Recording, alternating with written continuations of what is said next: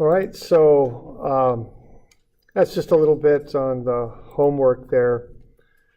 So do we got any questions like on the first or second one? Are we okay with those? A couple of you had 600 for that R sub D, and I didn't quite know where that came from even, but that's 1600 for R sub D. So the force from C to D was 1600, okay. It's tension. So these went tension for AB, compression for BC, and then tension again for CD. Okay. All right. And then, this one here, again, you can only calculate E for the linear portion of the graph.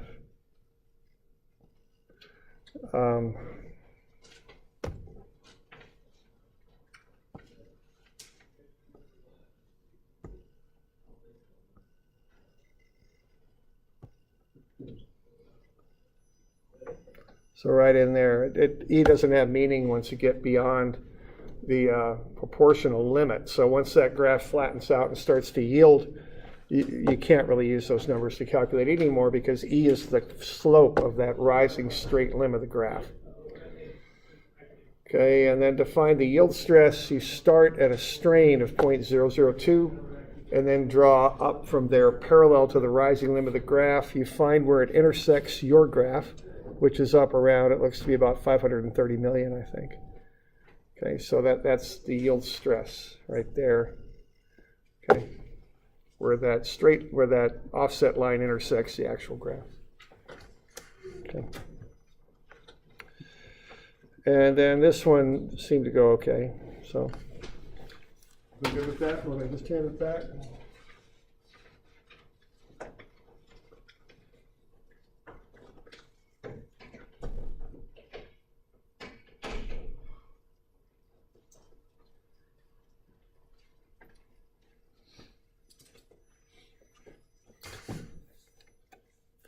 All right. I can't remember. Did we finish this thing? I don't think we did this this thing here. Did we do the shear part of that?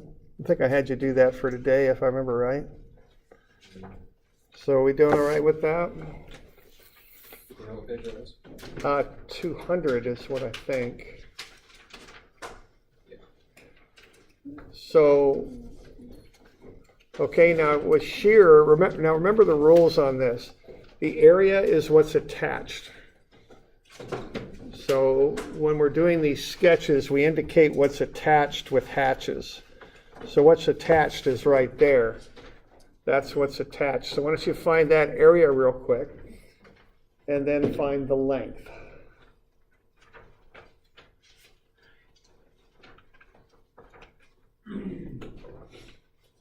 Okay. So that's page 200. We did the left-hand side with the normal stress, axial stress. And then why don't we go ahead and do this side. So the area, just calculate that area that's attached to the wall. It's the fact it's attached is indicated by those hatches. And that's what tells you it's attached. Once you have that area, find the length. And there's different ways to think about that. Regardless of what type of stress you're working with, the length is normal to the area. So I think of the length and the area between them making up all three dimensions of the object. 2 for the area, 1 for the length. Okay.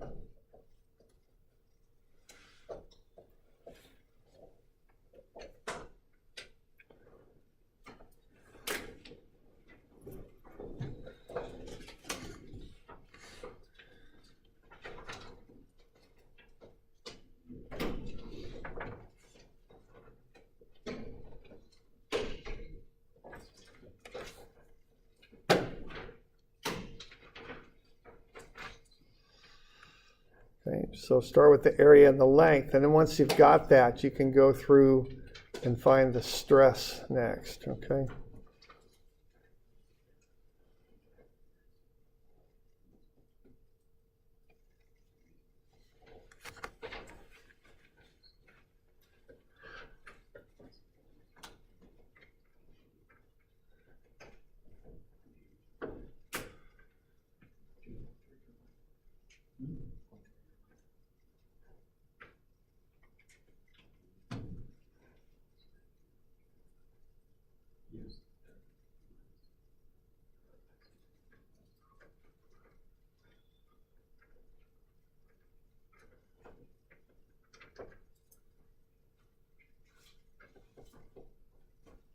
G for your stress for tau.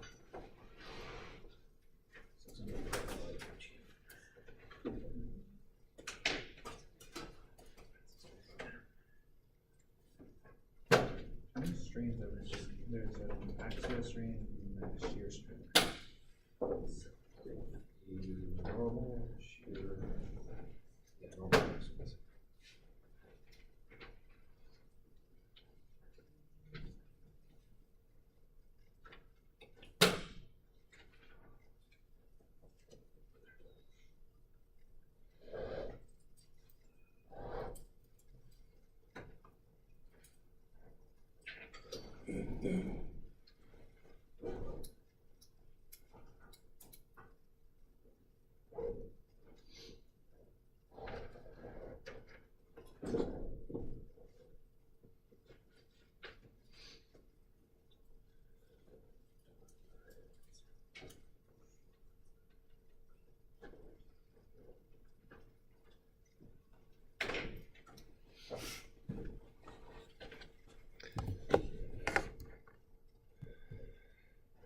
So the area is 0.08 on that, and the length is 0.3. You all doing all right with that? Area is attached. The length is the dimension that is not, which is normal to the area. Okay, from there you want to find the stress, because we're doing shear here. Okay, so let's find the stress. You got questions, ask me. Ask somebody.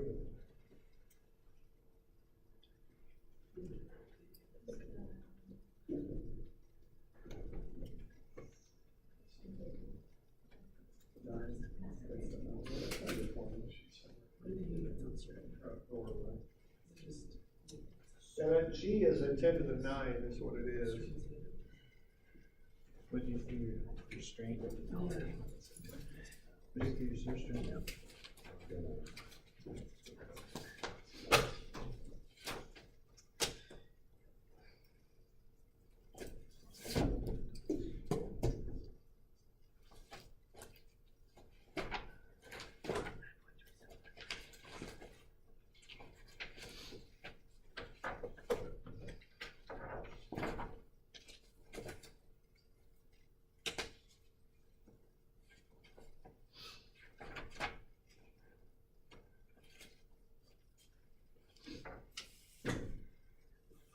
So the stress ought to be about 7.5 megapascals, 7.5. Okay with that?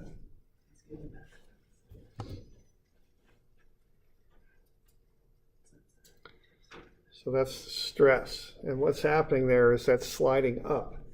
Each plane in that block are sliding just a little bit with the one before it. So the net motion of that thing is up. That edge is going to slide up. Okay. All right, the strain is next.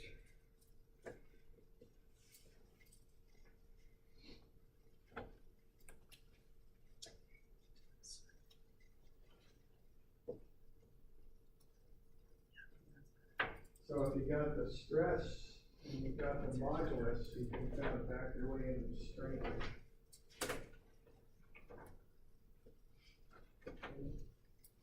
So that's one way to get to the strain. If you don't know delta, but you got the stress and the modulus, you can use that basic relationship for the modulus to get the strain.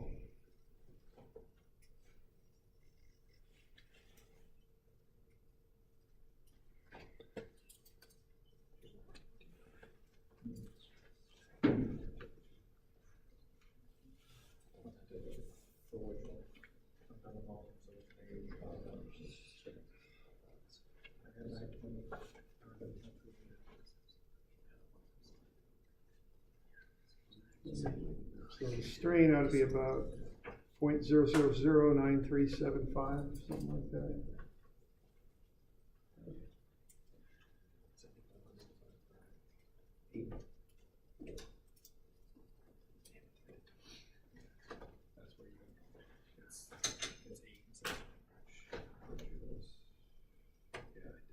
Because remember, the first one we're talking about the normal, the axial, and this one we're talking about all shear.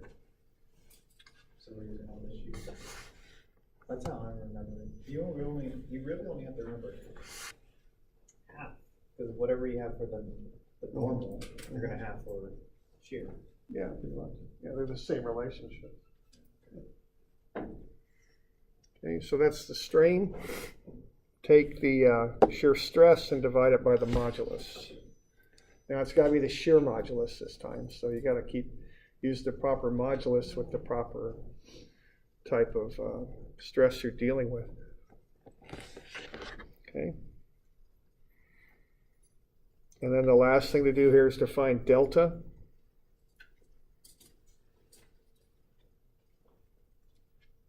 You got strain. If you look at the basic definition of strain, you should be able to back into what delta is. Okay.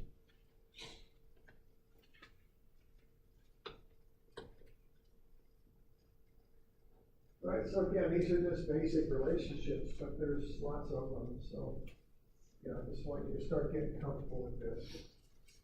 Because we talk about this stuff a lot when we're going through this, the rest of the material. So we want to be sure that we've got this stuff kind of figured out. You know, it'll move kind of quick if we don't.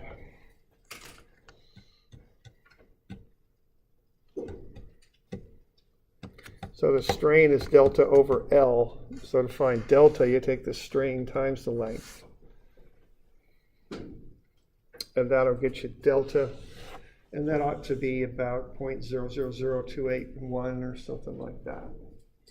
Finish this thing off. 22, 120.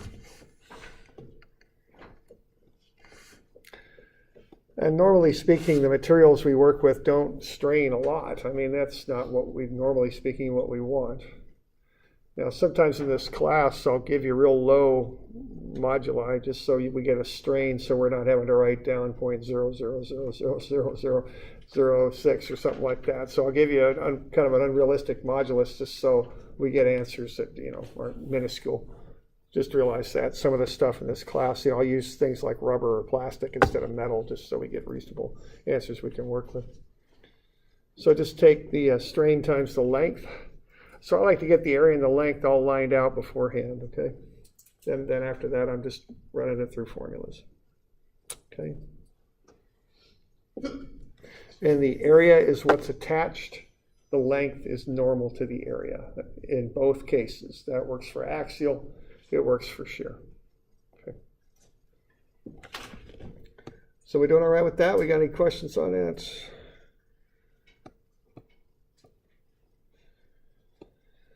And a fair amount of just basic design work is using these relationships and just putting them together. And they're never perfect. I mean, nothing we do as engineers is perfect.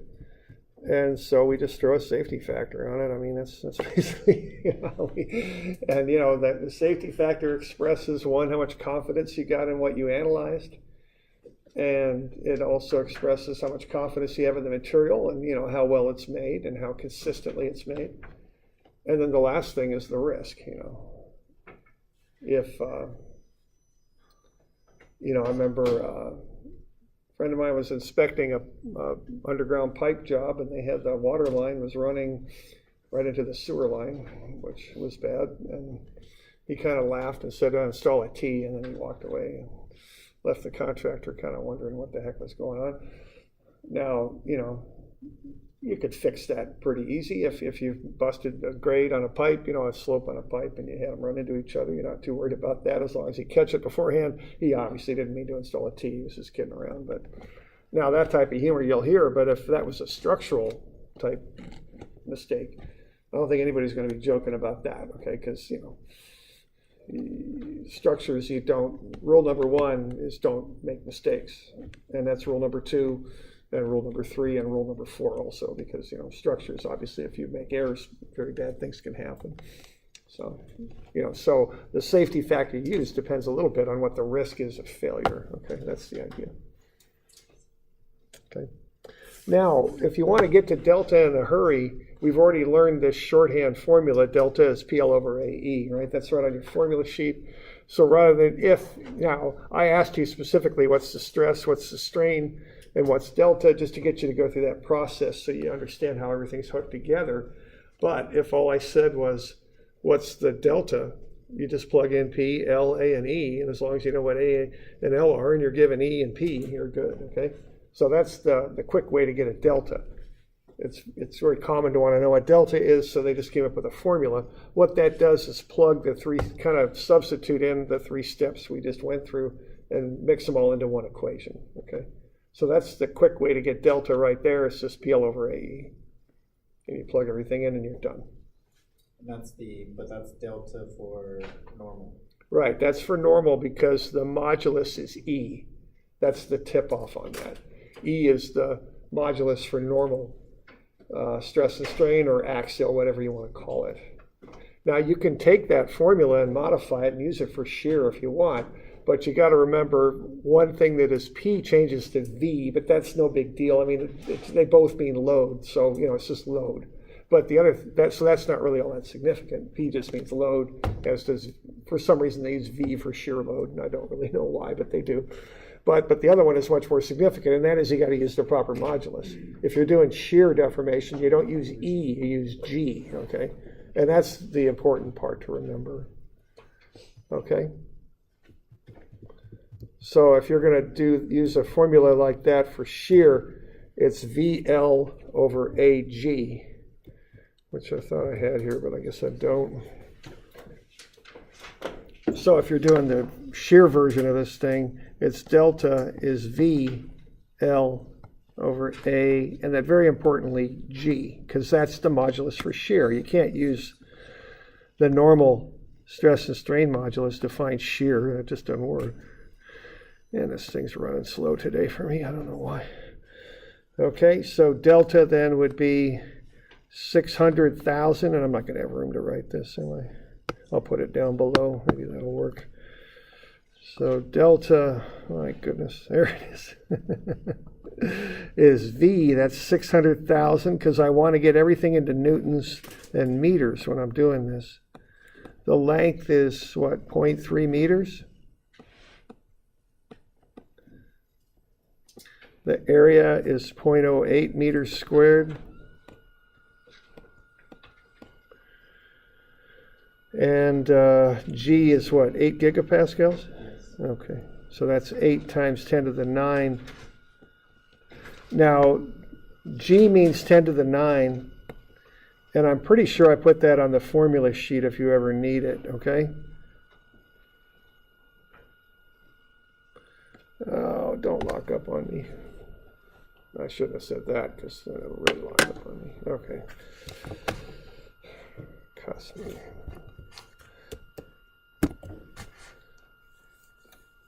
Task manager.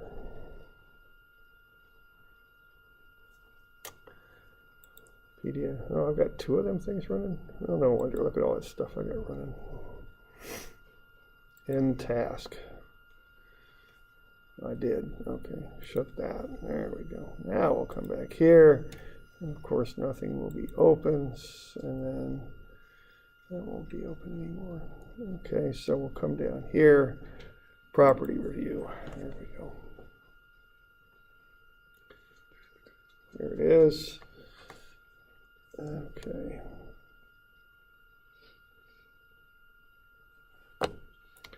All right, so we can just go ahead and do that. So just remember that you use G, not E here. So VL over AG. The 10 to the 9 means gigapascals. So that's what G means. It's 10 to the 9, it's gigapascals. And if I remember right, I put this on your formula sheet. I don't have one with me, but it should be on the front, right, bottom right. Is that where I put those? Yeah. Okay. And I You go from gig to okay. Okay, so I've got the important metric things. I got the metric prefixes there. I've got the quadratic formula if you ever need it, and also I've got how to do radians, I think, or something. Yeah. Okay, so you got all that stuff on there if you ever forget. Okay, are we good with all that exciting stuff? So we could do that with a shortcut equation there if you wanted, okay? But in this particular example, I said find all this other stuff, so we did that, okay? Okay, Poisson's ratio is nu. And so you can just walk through that and do that. There's an equation in your upper left-hand corner of your formula sheet that relates the three common material variables together, E, G, and nu. And there it is. So E is 2 times 1 plus nu times G. So you can back in and solve for nu. It's E divided by 2G minus 1. So you can go ahead and run that, and you'll find that nu is 0.25. Okay, that's the last thing to do then.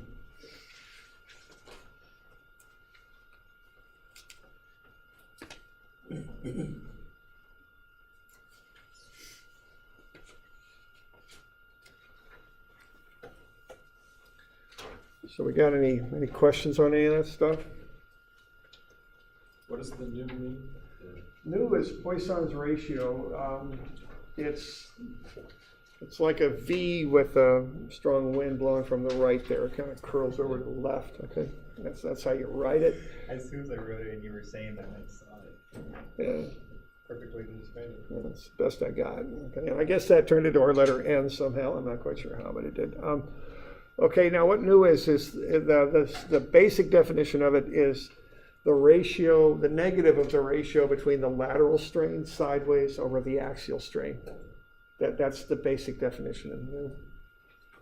It works its way into some other equations that we deal with when we start getting into 2D and 3D stuff. So it's the ratio between axial and lateral strain, with lateral strain on the top. So that's just shear strain and axial strain? Not shear and axial, lateral strain. Lateral is the strain on the side, which isn't shear. So the idea with nu is if you take an object and you stretch it in the primary direction, you're going to make it thinner on the side direction. So if I pull on this thing, it's not only going to get longer, but it's also going to get thinner. So nu will get me the ratio between the axial deformation, how much it lengthens versus how much it kind of pulls in a little bit. Okay, so the lateral strain is on the side. It's this. And why don't I draw this in a little bit way where I can dimension it. So if I'll put all the deformation on one side, okay. So if I pull that way, the lateral strain is this delta over the original length. But, excuse me, the axial strain is that. It's in the direction I'm pulling, but the lateral strain comes in from the side. And nu is the ratio between delta over L and delta lateral over the original lateral distance. Okay? So it's the primary strain in the axial direction and the lateral strain, which is kind of an effect of the axial. If you take a sheet of rubber and stretch it, it'll get thinner. It's telling you that ratio. And conversely, if you push on it, it'll bulge out. You know. Okay. The opposite. Yeah. Right. Yeah. Okay. Is that So- unitless? Yeah. Nu is a ratio of two strains, which is, you know, the strains are unitless to begin with. You're just taking a ratio of strains, so it's very unitless. Yeah, it's just got nothing because you're taking a ratio of two similar things. So even if there were units in the strains, they'd cancel out anyway. So is that deformation in two different directions, or is that something else entirely? Deformation in two different directions. I mean, well, do you mean like X, Y, and like Y and Z or something, or what? Yeah, it's Y and Z both. So if that's a rectangular shape, it would affect both dimensions. So it's being deformed into planes, I guess, or directions. Yeah, Okay. yeah, it's getting stretched out in the X, let's say. It'll pull in on the Y and the Z, and both. And if it's round, it'll be the same amount both directions. But if it's some sort of rectangle, it'll be different. The delta will be different for Y and Z. Okay. This was for the shear example, No, this isn't shear. This is axial. only an axial. Yeah, this does not apply to shear. They don't really deal with this with shear. So, you know, if you pull on this thing, it'll get longer, but it'll also get thinner.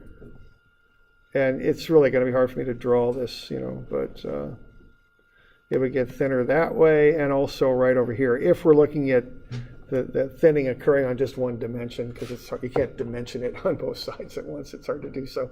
Both sides we pull in a little bit, okay? And this will turn into a bit of a mess now, but that side, they both pull in. Get thinner both ways. Okay. But it would stretch from the more center. I'm trying to go Well, on the video. Or I guess it depends on the material. Oh, yeah, the necking is a different thing. Necking is when you're actually getting close to failure. And that's a phenomena where it's actually going to break now. And so necking this really doesn't relate to necking. This relates to the linear portion of the graph. This is even before yield. Okay. And so, yeah, that whole necking stuff, it doesn't really apply to this. Okay. So an object being stretched or strained isn't necessarily always a bad thing. We expect our materials to do that. Always, yeah. Now, not hugely, but yeah. And that's one of the things in this class. Anytime you apply stress, there is a strain. Now, it might be imperceptible to you, but it is occurring. There's always a relationship between stress and strain. Even a diamond. I mean, if you pull on a diamond, there's just a little bit of strain that occurs. Okay. Yeah. Okay. All right.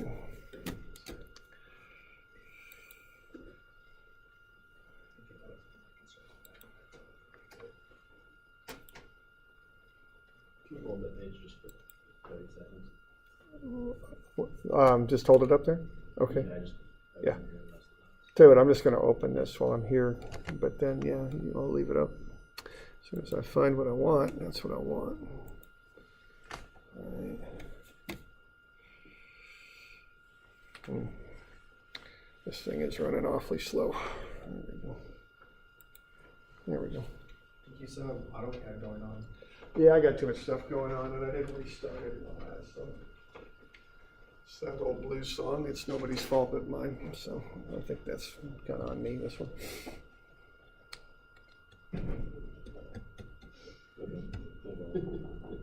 And that's his fault. Not sure what's going on.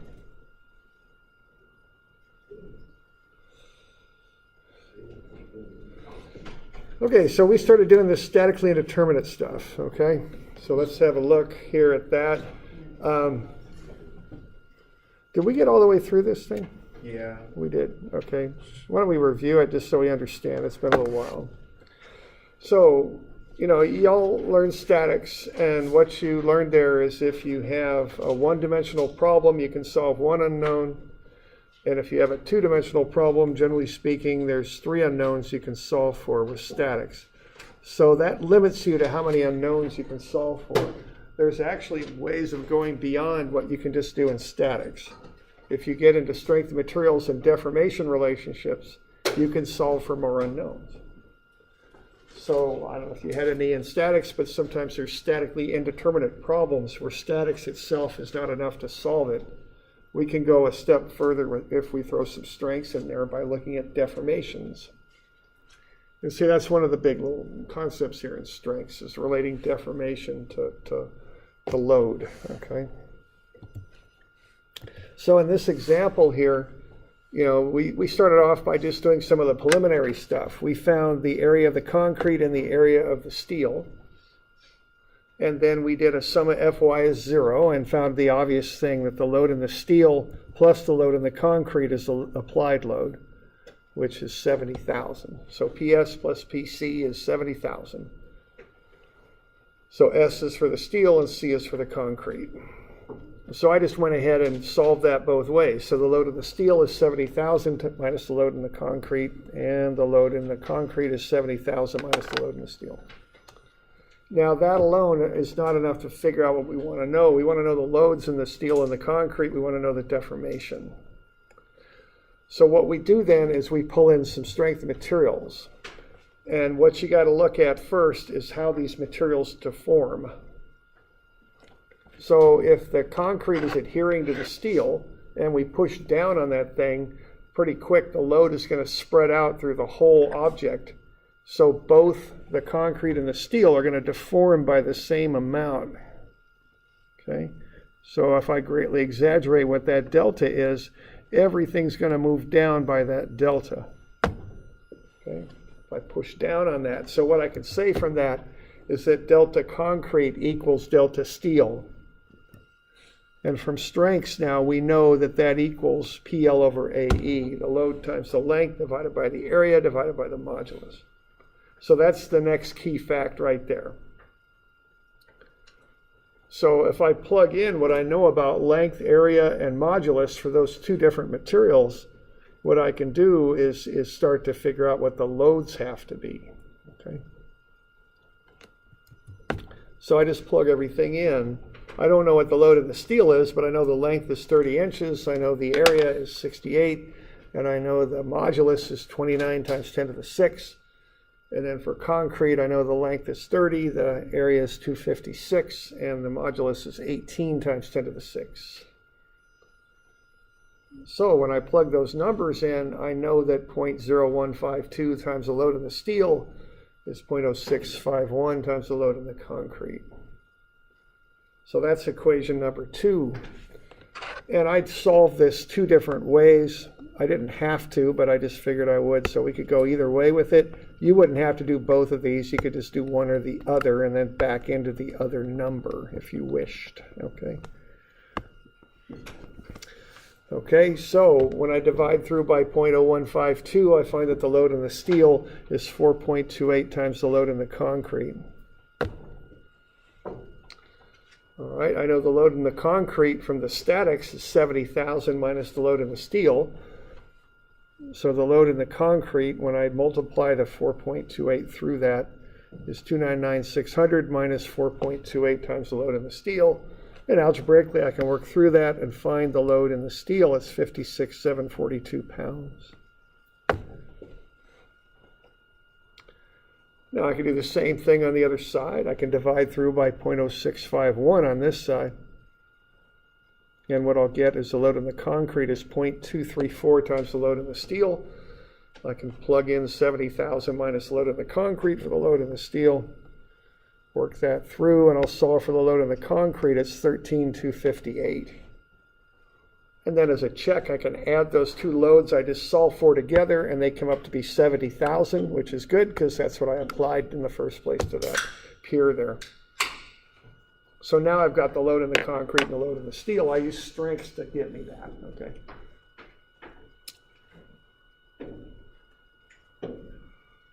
Y'all okay with that? Okay. So by using the deltas, in this case, are equal and that they equal PL over AE, I can combine those two things together and solve for an extra unknown. Okay. And then once I've got that, I can find the stresses by taking the load over the area. And then I can find the deltas by taking PL over AE. Those loads are negative because they're compression. And I find that delta steel is indeed delta concrete, so that's a good check that I did both of them and they came out to be the same delta. Because I know that to be true, delta steel is delta concrete. So there's an example of using strengths as an extra addition to statics to solve for an indeterminate loading on that pier.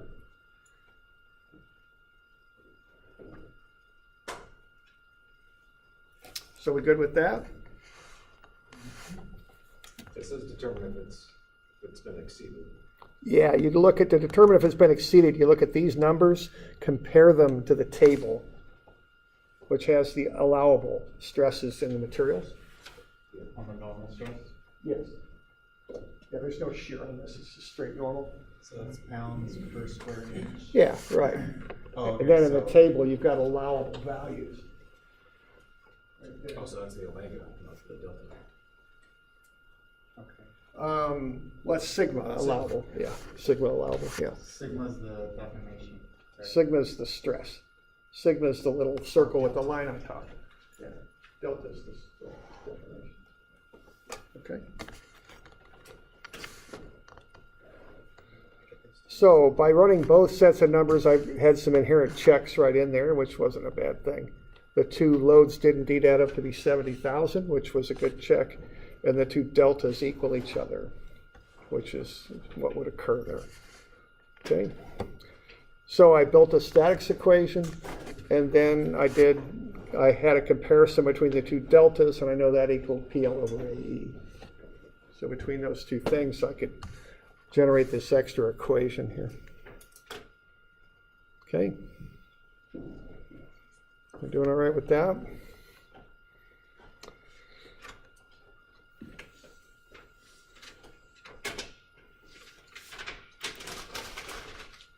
I'll just